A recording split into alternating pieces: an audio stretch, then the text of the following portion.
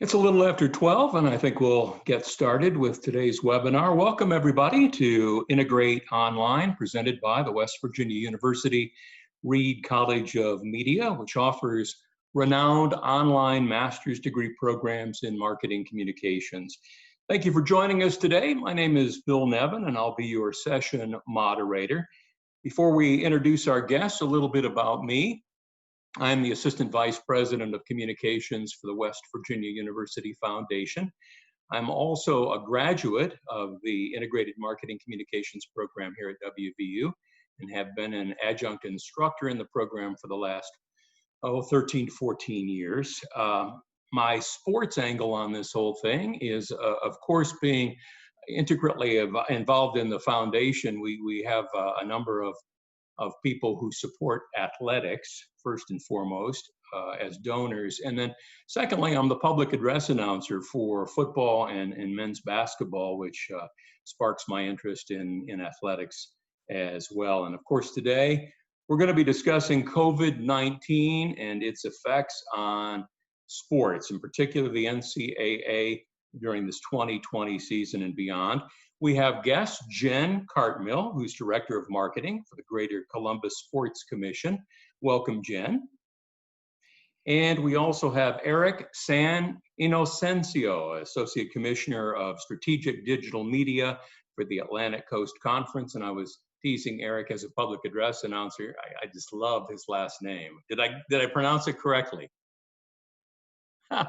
Thumbs up. All right. I'm off and running here today. Appreciate that.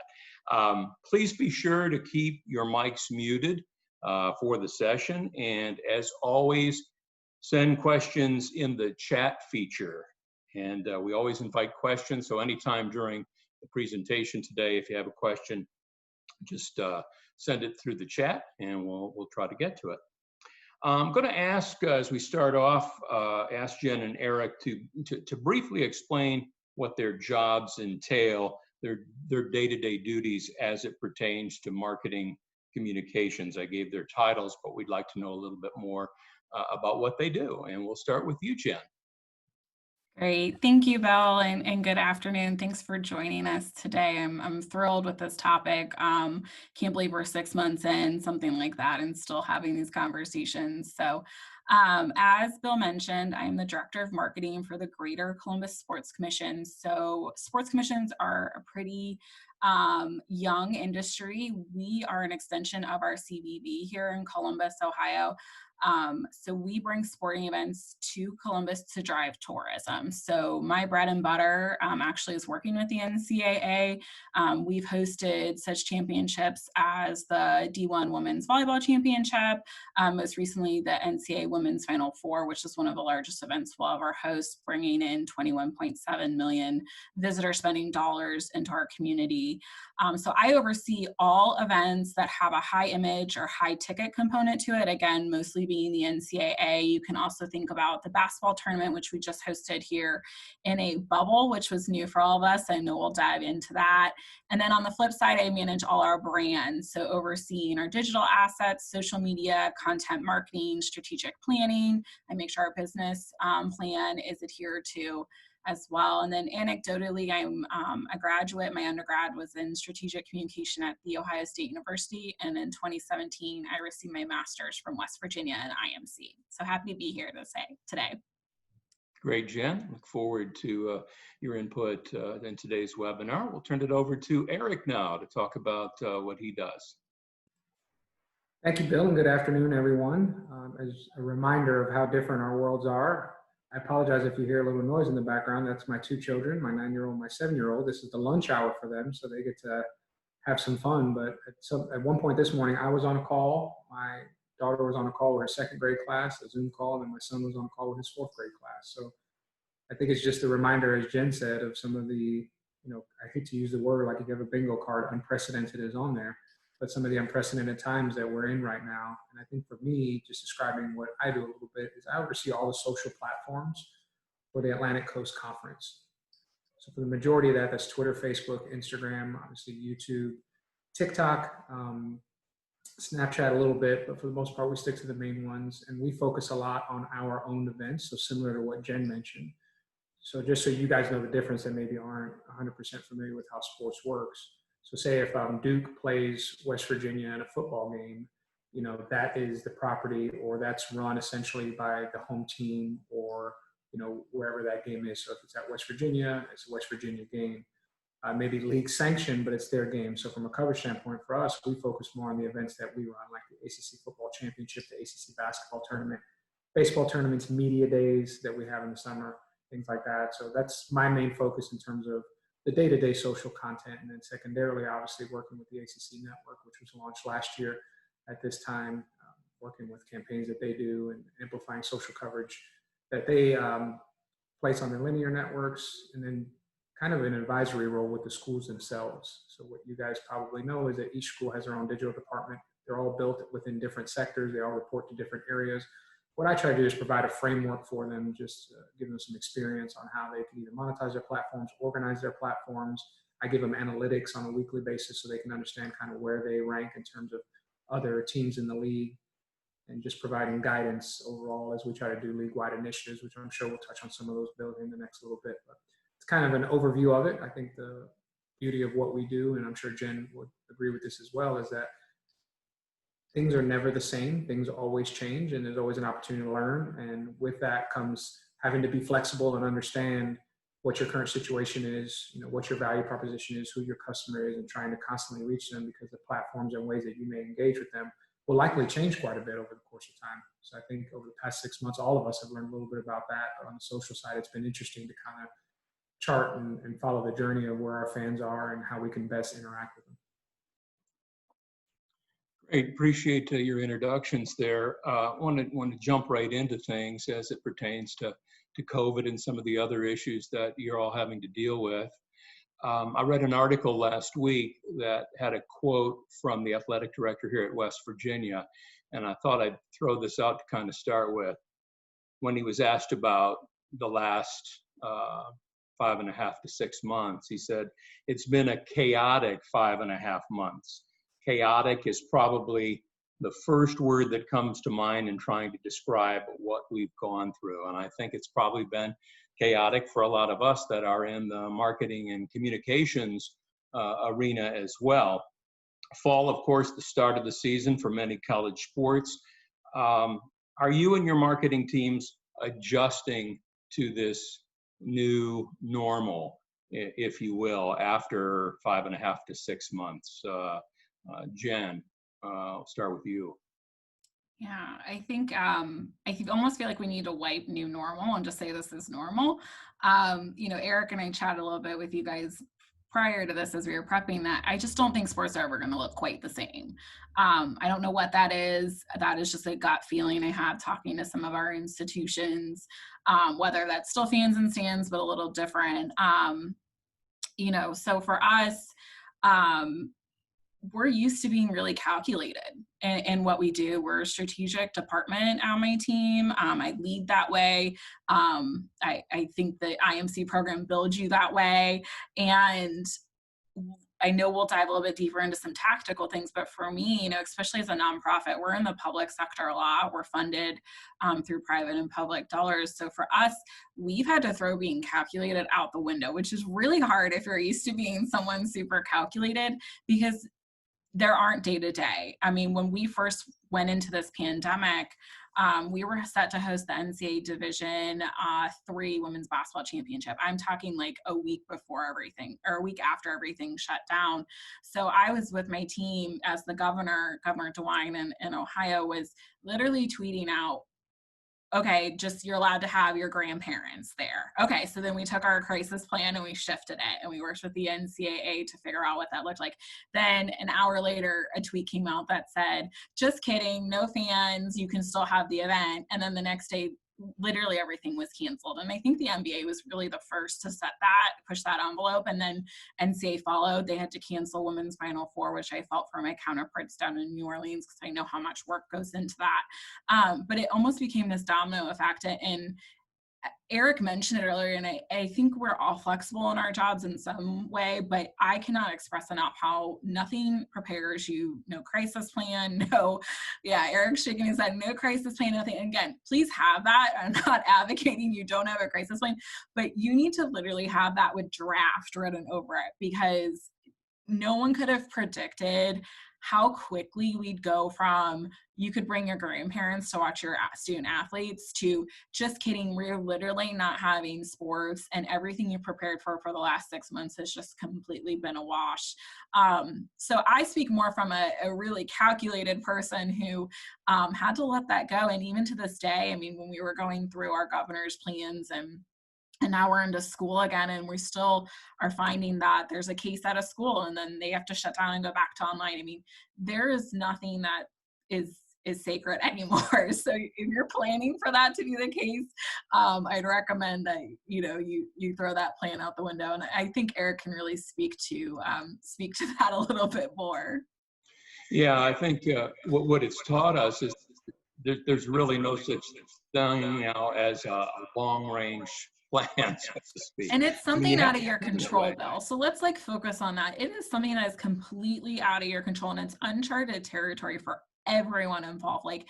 And when you're leaning on, press conferences 2 p.m. every day, waiting for the governor to tell you if you can have high school sports, or whatever, it's just something that's completely out of your control. And then you've got to pivot. So I think we had 3 or 4 different content for our website. We have a front end website that has COVID-19 info. And I think I had 3 or 4 different drafts going into each day of what that was going to say, thinking and texting. I have a counterpart that works PR for the governor. I'm like, can you give me any inside details of what's happening here? And you just gotta put in that extra work. So again, I'm speaking more from someone from a nonprofit sector, but I think that's just a life lesson for all of us moving forward. I'll turn it over to you, Eric. How have you been able to adjust over the last 6 months? And what you talked a little bit about positives coming out of these things, and I think Jenn talked about being able to shift very quickly. The word nimble now comes to mind. We have to really be nimble in the way we approach each day, really, and sometimes by the hour. I think you're right. And Bill, when you were mentioning the phrase, that I would best use to illustrate what the past 6 months has been like, I think I would go with, I don't know. And being afraid with admitting, not being afraid to admit that you don't know. Because to Jenn's point, and I think, Jenn, you made some fantastic observations about how this all laid out. I was sitting in the middle of the ACC men's basketball tournament when Rudy Gobert tested positive. And, I don't know what Rudy Gobert will do with the rest of his career, but that'll be like in the first phrase now, is that he was the first one to publicly test. And at that point, the NBA shut down. And I remember having this moment when I looked around. North Carolina was playing Syracuse that night. So you had these 2 big fan bases. We had about 20,000 people in the Greensboro Coliseum. This is a signature event, especially for the ACC. Most of basketball, is one of the premier sports in the league and something that has a lot of tradition. And so at that point, you look around, you're just like, wow, this is happening in real time. And I think Tom Hanks tested positive for coronavirus right after that. And it was just like the whole world began to spin. But as you mentioned, Bill, I usually try to be optimistic. It's in my nature. And I think the one good thing that's come out of this, at least from the social digital side, is that people are now more aware of how important and how this is now a first touch point for your customers and your audience. So I think especially in the college space, before this, I worked at the Houston Texans, and I think the NFL had a little bit more of a robust approach when it came to digital, especially from management down. And the college space has kind of been cobbled together. Everybody uses digital in different ways. Some view it simply as a recruiting tool. Others view it as a content creation mechanism. Others use it specifically to create revenue. But I think what we've learned is now at this point, because there are no in-person games, as Jenn mentioned, and there's no ability for people to connect face-to-face, the way they're doing it is through their digital and social channels. So that's a great opportunity for us now to, in that moment, be ready to have a plan, as she mentioned, but also be able to articulate that plan to our senior staffers. So now when they come and say, oh God, digital is the only way that we can connect, you can now say, hey, we're just not posting stuff on Instagram. There's a strategy behind what we do. There's a reason that we email market this way. There's a reason that we segment into different areas, and this is how we approach it. So I think for us, I've really tried to focus, especially with our schools, and having them prepared to be able to openly explain to their higher ups what the value of what they're doing is and how you get to that from a strategy standpoint. So for the past 5 or 6 months, we've taken a renewed focus on not only doing the work, as Jen mentioned, and making sure that we have multiple plans ready just in case things happen, but being able to communicate that out so that we can continually show our value. So I think that's been the biggest positive is coming out of this is we know, I always like to say this, your digital strategy is never going to be smaller from this point forward. It's only going to grow. Everything we do, whether it's watching Netflix, whether it's mobile banking, whether it's telehealth, all these different areas are affected specifically and are going to a digital first kind of interface. So I think that's been the biggest positive I've taken out of this is that it's reaffirmed what a lot of people who work in this space believe is its importance in the grander scale. Let's talk a little bit about challenges and successes, particularly in the marketing and communications end of things. And Jen, I know you, in your role, you deal with a lot of partners, and especially, we're talking a little bit more now about the NCAA, and what have you seen as the biggest challenges that you've faced here since this pandemic began and continues? Yeah, it's a great question. So, we sell events and we sell experiences, and it's really hard to do that when you are looking at a computer screen. So how do you bring to life those experiences virtually, and partner that with your consumers and my partners, my sponsors who are craving that interaction, that live sport feel?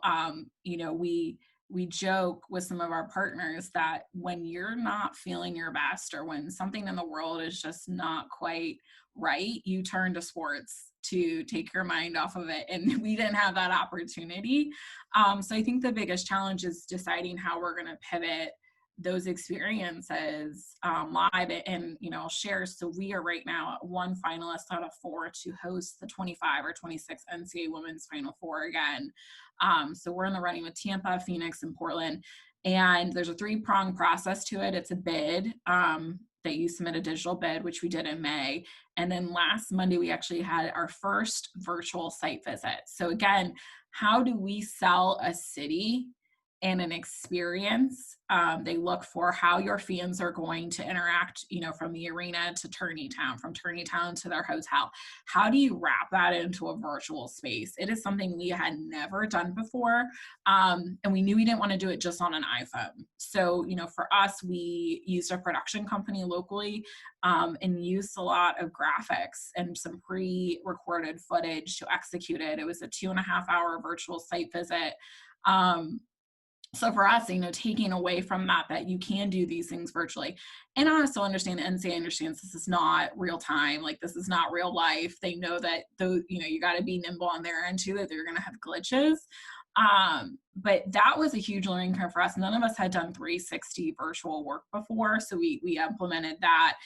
So Eric kind of touched on it earlier. You're expanding your skill set as this happens. And I think as marketers, we know that this industry only grows. So if you're not able to expand your skill set and go with the flow, you're gonna have a tougher time adapting to things like this. So for us, it was a welcome challenge to figure out how we were gonna sell Columbus virtually. Now, we joke that it was also even the playing field across the cities. We're not Tampa. We don't have beaches and dolphins that we can showcase. So for us, it also even the playing field a little bit from that standpoint, which, I would argue hopefully will work in our favor.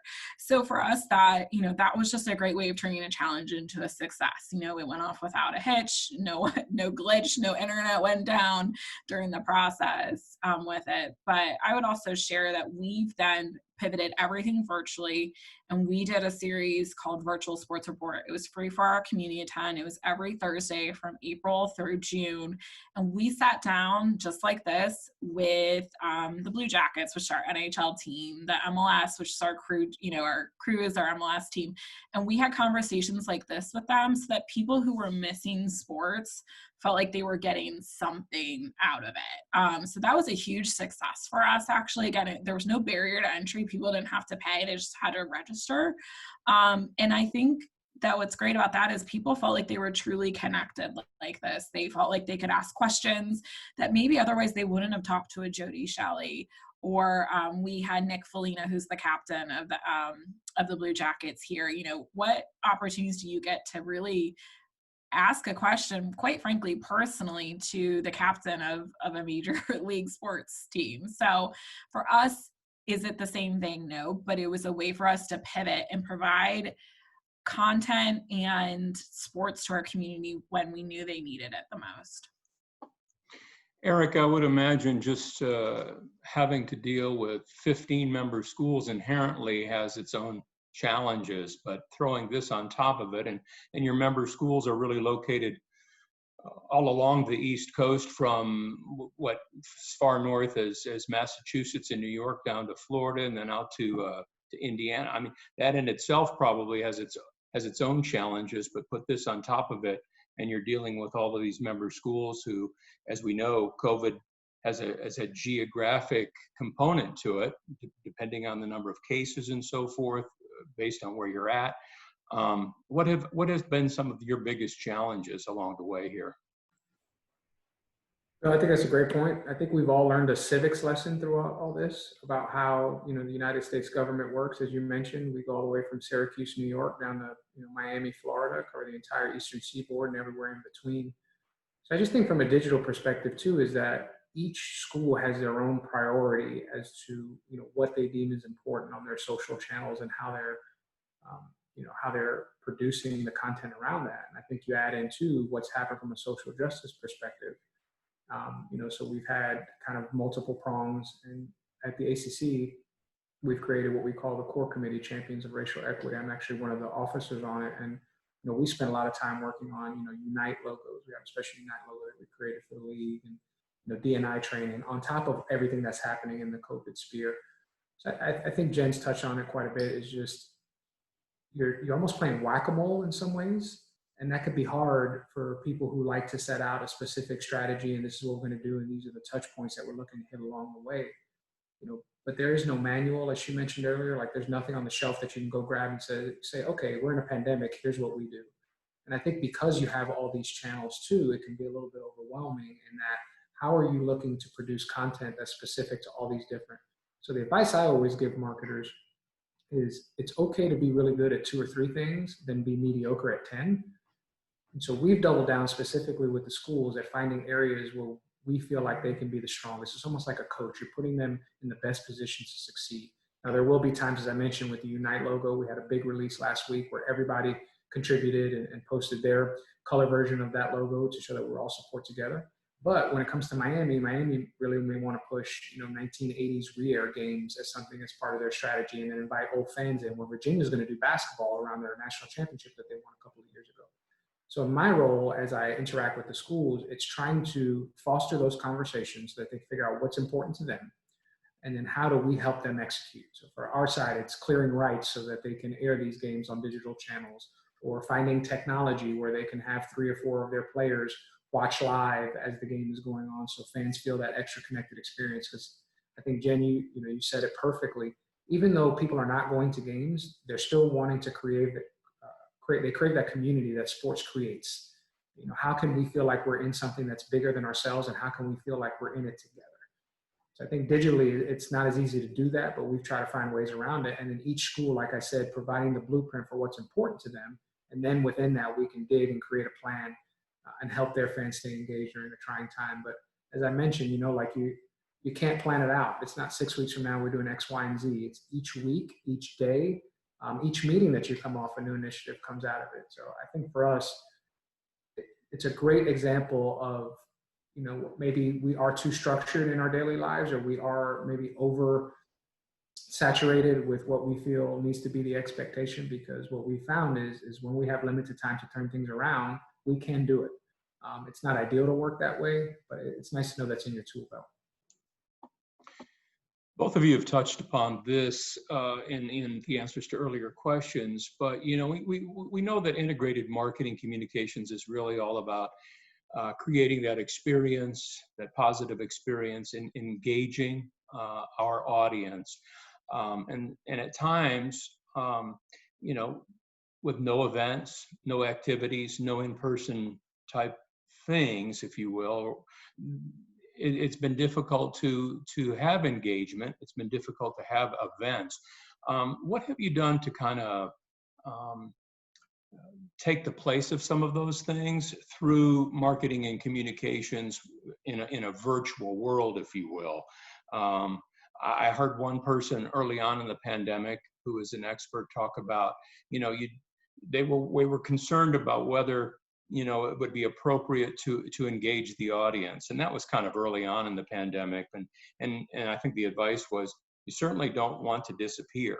You want to be as present as possible through these things, and make sure that you're communicating with your audience and your partners and your donors and your alumni and so forth and so on. Jenn, maybe talk a little bit about, if you will, how you've been able to adapt. Yeah, I totally agree with that, Bill. And we were silent for probably 2 weeks. We were sitting ducks for a little bit. One, as I mentioned, we have to be a little bit careful because we're a public entity in that space. We're a nonprofit, but the way we're funded, we're aligned with our city and our county government. So we have to be a little bit careful. But I agree. There was a meme that was going around that was like, from every email I've ever subscribed to, I hear what they're doing with COVID, right? So I had executive come to me and say, well, we don't want to be another email. And I said, actually, I think that if you don't insert yourself in that conversation, it sticks out more than being another email. So we really pivoted. I went from a marketer to a copy editor real quick, and did a lot of talking points and really positioned our leadership and our team as not having the answers, as Eric said, but letting our community know we're aware of what's happening. We're being nimble. We're working with our counterparts in the industry to stay abreast of everything that's happening. So we did a lot of email marketing during that time. We did a lot of video work. So we did a lot of our executive leadership just talking like this into the camera and inserting it into the email. And it's one of the highest open rates I've had in my 5 years at the Sports Commission. People really just wanted to know you were aware that the world was on fire and that you were thinking of them and that you were doing everything that you could without knowing all the answers and knowing that this was going to change as of tomorrow. And Eric touched on a little bit, I know this is not exactly a topic, but I think I would be remiss not to mention it, but we also took a stance in the racial injustice space. For our team, it's very important to stand up for that. So we had a boilerplate piece on our website. We sent out something to our partners as well. I think we want to make sure that people know that not only are we aware of what's happening, but that we take a stance on very important issues. And I tell my team all the time, your brand is about value and what people feel connected to. It's not about a logo.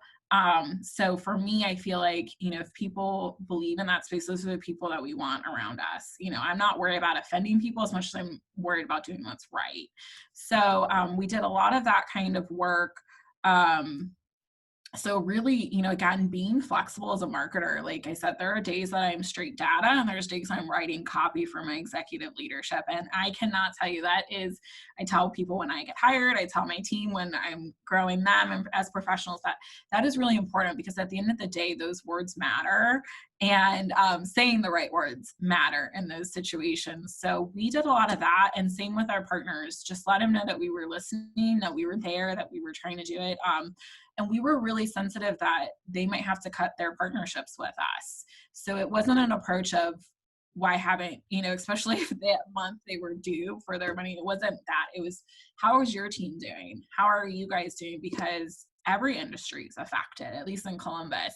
So we wanted to be sensitive that we weren't approaching it from a, just give me your dollars this year because we need them. We wanted them to know that we were thinking of them and their team and that relationship behind it.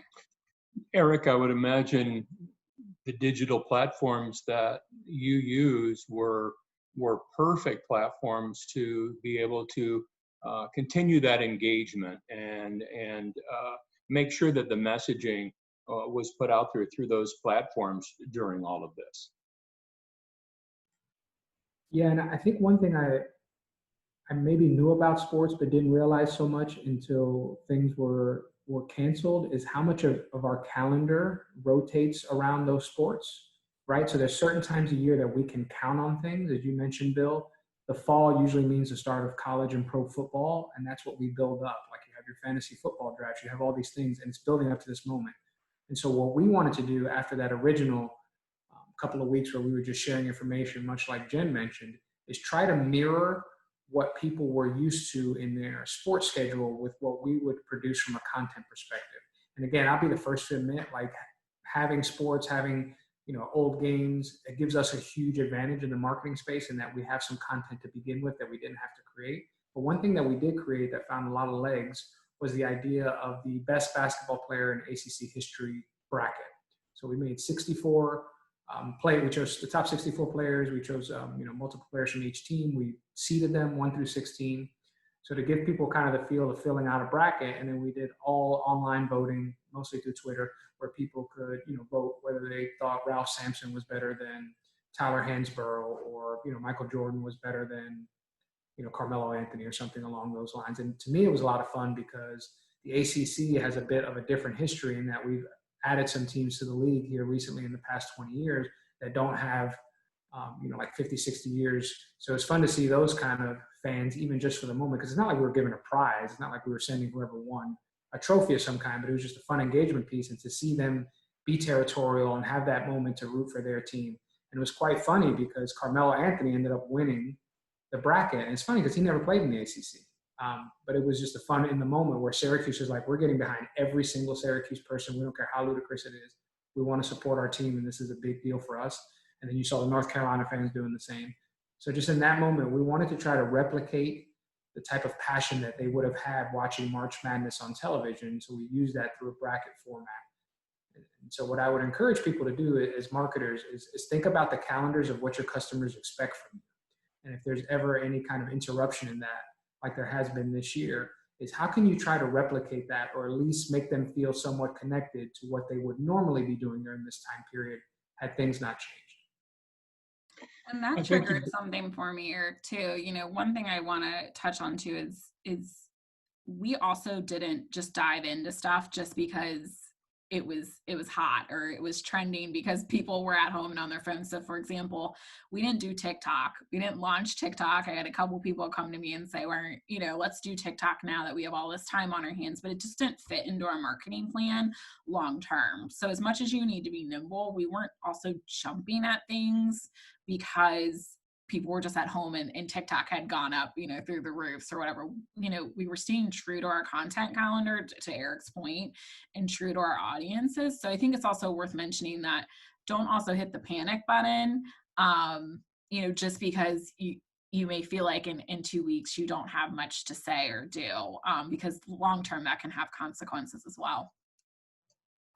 Want to remind folks, if you do have a question for our guest, Jen or Eric, just open up your chat window there and then type out your question and we'll get to it.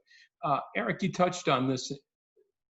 I think it's given opportunity, especially for the creatives, to really show what they can do through all of this. I know, for example, here at the university, the creative staff did a number of different projects where they were encouraging people to wear masks, but they did it in a fun way. There was a really important message behind it, but they used very creative ways of telling that story.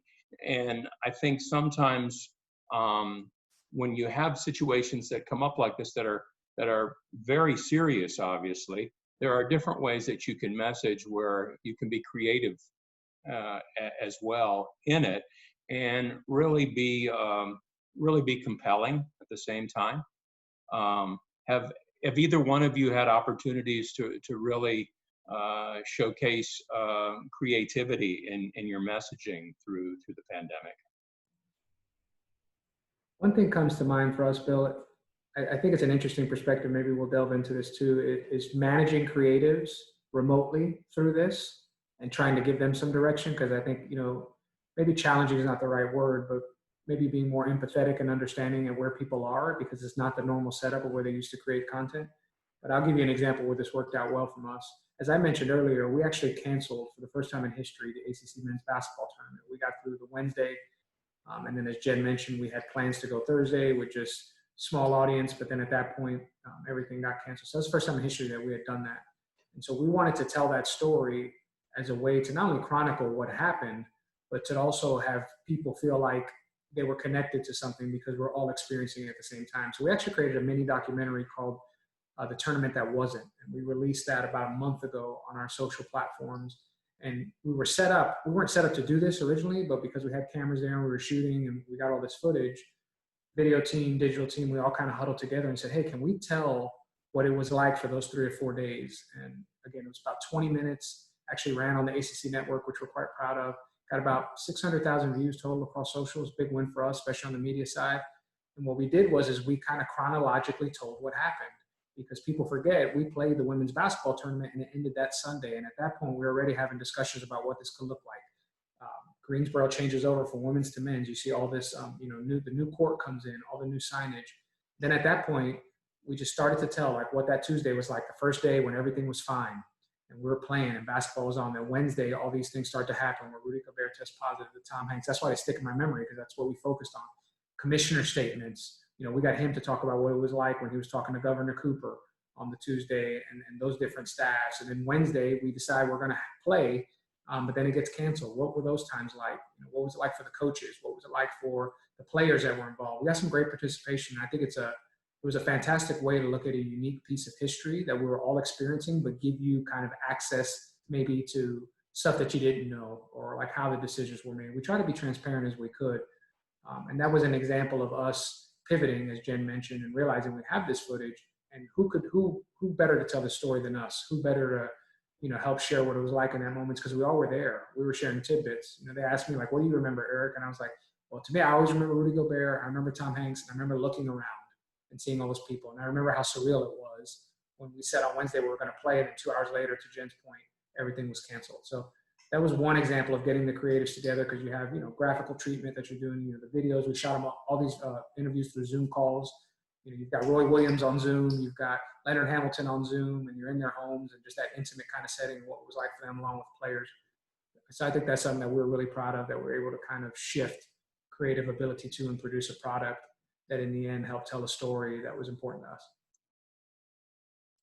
That's awesome, Eric. Yeah, I think piggybacking off that, we pivoted our brand approach. So we are similar to Eric, like focus on events, and then we have some evergreen brand stuff in between. But normally our content calendar is full. Well, it wasn't full anymore. So we pivoted and really tried to be a resource for our community. I mentioned the virtual series we did earlier to connect our community sports, but we tried to piggyback on what was happening in our community. We didn't really mind if the story was being told a couple different times. We just wanted to be a resource for our audiences. So for example, we did a lot of content marketing about how to have a virtual watch party, where you can get takeout from your local sports bars, things like that. And then our partners also reshared it, right? So it was great because we were actually reaching new audiences that didn't know we existed. So it was an idea just to keep kind of that conversation of how you can have sports in your life going when there are no sports, or you can only watch it on TV or whatever that may be. And then our city did a campaign called Mask Up CBUS. So we latched onto that, and our audience really likes to see stuff of our staff, which I think is hilarious, but it does some of the best on our social and content channels. So like Gunner, my dog, has been in every photo. I'm surprised he's not famous yet, because I leverage him in everything I do. So we really leaned into that. I know we're going to talk a little bit about data, but like we just recognize that people love seeing us for whatever reason, and maybe the relatability factor that we're all still stuck at home with you. So we did a lot of mask up stuff around that, like you were mentioning earlier, Bill, which I think everyone's done something, but again, we should be doing that, right? That to me is our social responsibility. So we did stuff like that. And then one thing we did that was really outside of our scope that pushed our creative limits is there is a local distillery here called High Bank, and they have a couple content channels on YouTube that are just phenomenal. They have a brand ambassador that's just jumps through the video, but they are actually a partner of our NHL team, the Blue Jackets. So the Blue Jackets had a very, very short stint in the bubble. But when they did have a stint, what we did is have them make a video of us just on their camera. We just sent them the talking points and what we needed. They made a Blue Jackets specific drink that you can make at home. The game was at noon that day. So we just said, you know, if you're at home and you're watching, you know, here's something you can make at home. They were a partner of CBJ. They were a partner of ours through our partnership program. It was just a natural fit. And it was something so different. We have never done anything like that where we focused on food in that way. But it was something that, again, you can grasp onto. So thinking a little differently about what works for your audience. Like, I think we kept ourselves in a box for far too long. And I was really proud of our team for thinking of this. I think Eric talked about it. We turned around 24 hours and it was a hit. High Bank shared it. They have, you know, a huge amount of following on their platform, reshared it on theirs. We curated this content for us and this partnership for us that was so different. So I share that as such a win, but something that I think if we weren't in a pandemic, I don't know that our team would have taken advantage of. So it's given us an opportunity to rethink what guardrails we're putting on our brand and what works. And sports is meant to be fun.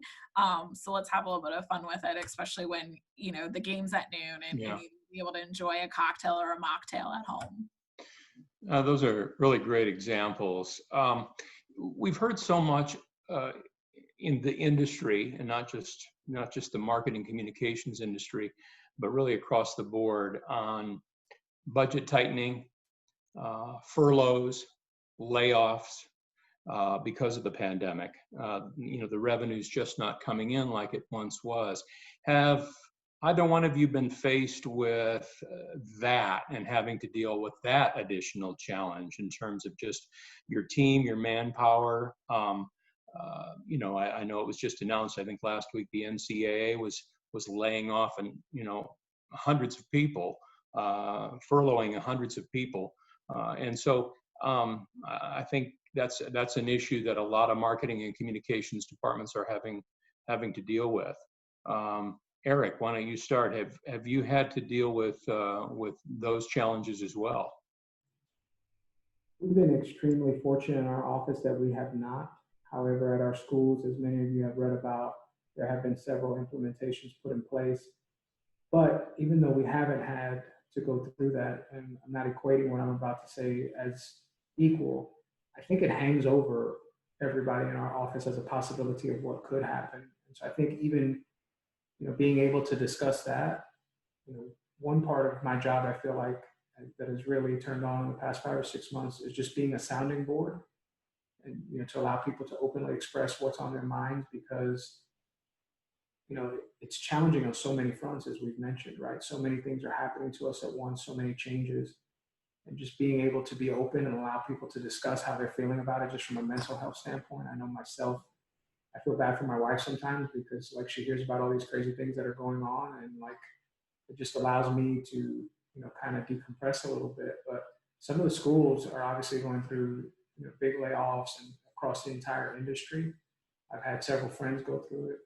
Again, doesn't mean it won't happen for us in the future, but, you know, it's just hard because, like, the uncertainty is killer. Like, the way I explain this to people is that if you told me by January 1, everything will go back to a normal, and I know normal is a relative term, as you mentioned, Jim, but if they just said, hey, hang in there to January 1 and everything will go back to normal, I feel like it'd be a little easier because at least we know that there's a light at the end of the tunnel. I think what's challenging about all this that we're facing is that there is no end in sight, at least from a certainty perspective. Like, a lot of us were like, okay, we'll just do this until the summer and then things will come back to normal. At no point did I think my kids would not go to school in the fall, back in April. Like I said, now they're here doing homeschooling. And you hear about some of the prognosis of what could happen in the future. I mean, Bill, you mentioned people talking about 1 year, 2 years before things return. And I think that's the hard part about all this, and not to take the question in a different direction, but we're all thinking about these things, and it's all kind of hanging over every part of our lives. And, you know, the separation that we now used to have between work and office doesn't really exist for those of us fortunate enough to work from home. So just thinking about all that holistically and how we get through it day by day, it's really challenging, it's taxing, it's exhausting. You know, So I think just being open about it and being able to discuss that with people is helpful, because we're dealing with a lot of stuff right now, you know, and we talked about COVID. COVID is such a personal experience. I've had 7 people in my family test positive for it. You know, I've had a family member pass away. I've had several be in the hospital over it. And it's just one of those things where it's like, just having empathy and understanding where people are coming from and what they're going through, it's always been important. I think it's really just reached the stratosphere in terms of how you manage people, because, you know, in order to get the best out of them, they've got to feel, you know, like they're in a situation to succeed. And that includes mental. A lot of times we didn't talk about that kind of stuff, at least when I was growing up.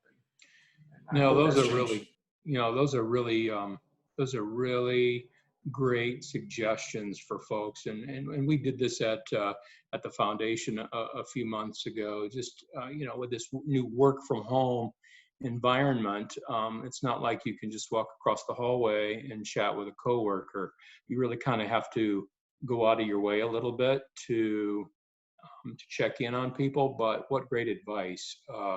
And to everybody listening, if you work with folks, just you know, there's always time to pick up the phone or to do a little Zoom with a colleague and just say, hey, this isn't work related. I'm just really sincerely wanting to check in on you and see how you're doing. I think that really goes a long ways, because there's a lot of stress. We've talked about this thing going on for 6 months. Who knows when it's going to end? And people in our business, where sometimes you're making changes by the hour as information and new information comes in.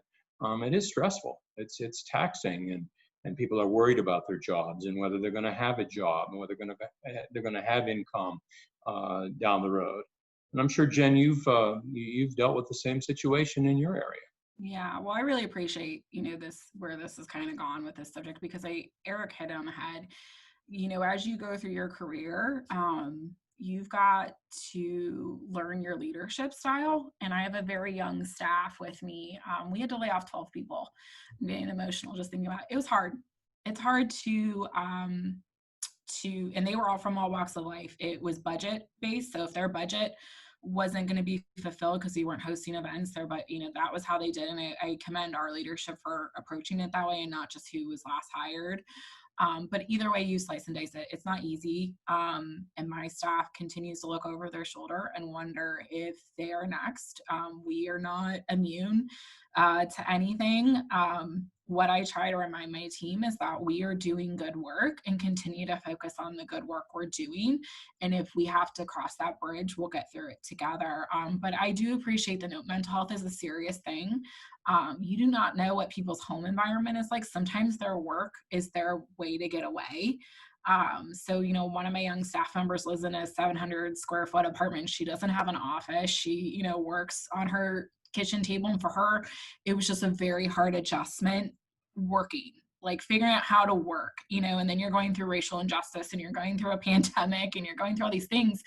It's a lot. No one's given us a manual in life how to get through this. And then I don't believe that we're meant to be isolated as human beings, but you have to be. So I just appreciate this conversation, and I encourage everyone listening that as you're going, you know, through your leadership journey and your career, it's really important to be empathetic, even if you think business and you know, personal life should be separate. It's just, that's not the case anymore with the world we're living in. So just wanted to anecdotally add that, because it's such a near and dear subject to my heart. But you know, with us, 2021 is going to be a harder year. So we are not out. Right now, our budgets were set. We were very slim this year because we didn't have many hosted events. So we built our budget pretty strategically this year. So nothing really, we did cut all of my marketing dollars, which I didn't have much to begin with, quite frankly. So I'm used to working in a world where you're very resourceful. 2021 is going to be a hard year because our partners may drop even more, right? They may have already paid us this year, but next year they're rebuilding their programs.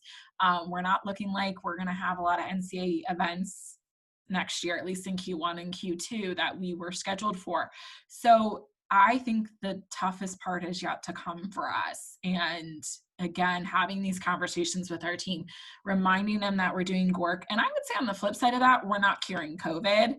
So if they need to take a half day and get their mind right, then I encourage my team to do that. Because at the end of the day, I do agree and I believe what we're doing is important, but we aren't curing cancer here. So I want them to feel like they can take that half day and refocus. So let's have that discussion, Bill, in 2021, see where I can get through. But be resourceful would be probably the other takeaway. I know Eric's probably dealt with this too. We have found that paid media is with social is the way we get through. So when you don't have paid social, man, you're really relying on some creative executions. I know Eric shared some awesome examples. So just, again, nimble, resourceful, empathetic.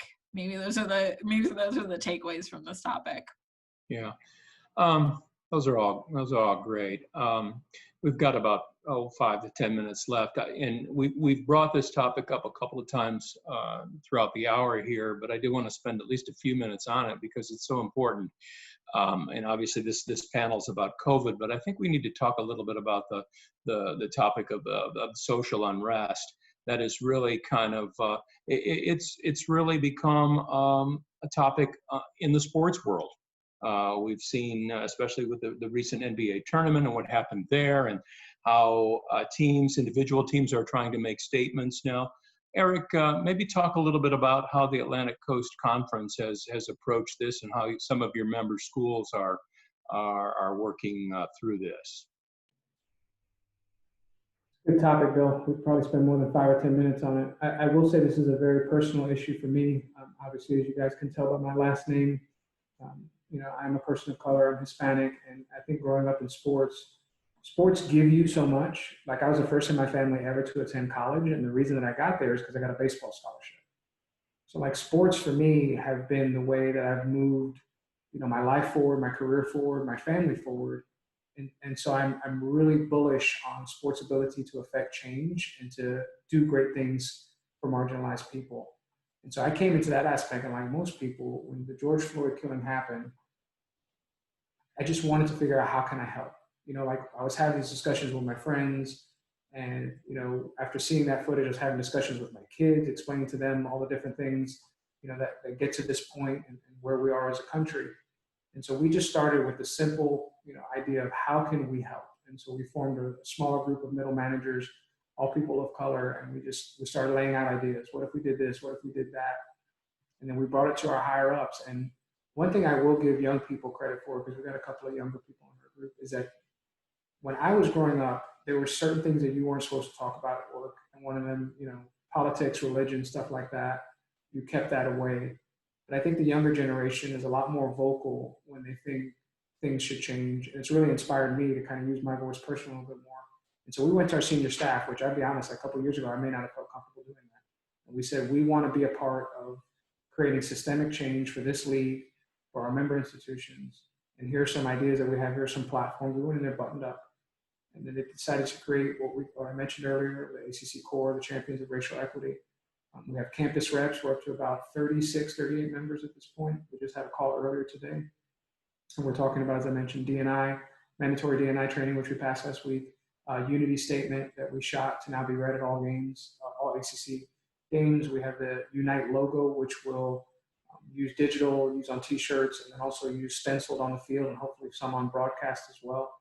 And I mean, it just grows from there, because you get all these different perspectives in the room and things that I think is important, hiring practices. I want to give a big kudos to the West Coast Conference. They were the first collegiate conference to pass what they call the Russell Rule, which is a version of the NFL's Rooney Rule, which encourages people to identify and interview minority applicants for their senior staff positions. I think that's fantastic. We're hoping to build something at the ACC. So I think, yeah, like what I tell people that want to be allies or want to understand how they can help is that there's so many layers to this, and it's not an easy fix and easy solution. It's going to take time. But I think, being willing to step in and say, can I help, or how can I learn more, is a great first step. Another thing that we're doing internally as staff is we have a book club now. And so we're reading a book called So You Want to Talk About Race, would be the first one that we read about. And we have these different groups that we meet in to talk and kind of learn, and some of those empathetic traits that you mentioned earlier. So again, there's a lot of work to be done, and I think sports is behind, quite honestly, the rest of the business world, because sports doesn't have formalized HR processes in a lot of places. I'm not saying all, but there is no formal HR process. A lot of times how people get jobs in sports is they know somebody that's connected to the hiring process, and that gets their foot in the door. And so what happens is people end up hiring people that are within their circles, and a lot of times that means people that look like them or come from the same backgrounds as them. So in order to really expand that applicant pool, we're trying to formalize some processes on how we do hiring.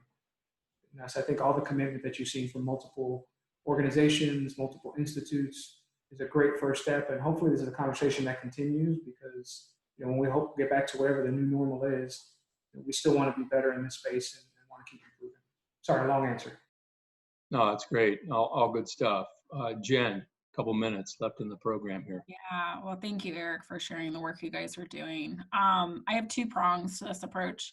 I agree with Eric on sports being behind in some ways, but what I will say is I am so appreciative of the student athletes and the athletes using their platform to step forward. I was immensely proud to see what the WNBA did last week or the week before, NBA following. I come from an approach, I certainly, obviously, I'm not a minority, but I come from an approach of, from a female perspective, still struggling in that space. So for me, seeing our women come forward and stand behind something and take the first step, I just think is so courageous. And it's not a gender issue, I understand, but I just wanted to note that, the WNBA was really the first last week to do that, and I was so proud of them. So I want to say that there's a lot to that, to Eric's point of sports being more than a game, and we need these athletes and we need sports to bring together these conversations, because one, they have the platform, but two, to Eric's story, which is so moving, there's many children that we touch here in our inner city that sports is their only outlet. So for us, anyone that says it's just about what's on the court or the field, to me, it's just so much more than that. So with that, our team has not been walking the walk at all. So for us, we have taken a look at our board. We have taken a look at our VP level and are implementing some changes within.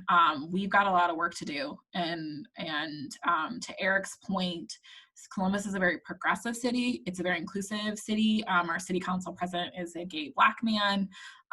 We have a lot going for us, but we still have a lot of people that their circle is white men. And so what happens is those people get put on our board. It's pay to play. And then it's just a continuous cycle, as Eric's mentioning. So we're working on processes to stop that cycle and to adjust our viewpoints on what works and to not be complacent. I think we've just accepted that as that's okay, because Joe Smith has recommended Randy, whoever, and that's okay. And we haven't stepped forward. So for us, we've taken a hard look at what we're doing and vocally said, we're just muted and we're listening and we're learning and we're asking questions and we're reaching out to our community members and saying, what can we do differently to put these people at a table that they should be at? For us, that makes sense. To Eric's point, there's so much more that needs to be done than that. But for us, that's a very tactical thing that we can do to change the narrative. So for us, we've had internal conversations, and I'm super proud to be part of an organization that stands by those things. I think it's certainly a time we live in right now that you've got to adjust your values and decide if you want to work for a company that stands up and vocally says something or sits by the sidelines. And I'm proud to be part of a team that has decided to stand up. So Awesome. Well, we are completely out of time. The hour just flew by, and I feel like we just really kind of at the tip of the iceberg on a lot of these issues, and could really talk for a lot longer period of time. Eric and I are not chatty at all. You guys have been great. Excellent examples, and really appreciate both of you coming on the program today.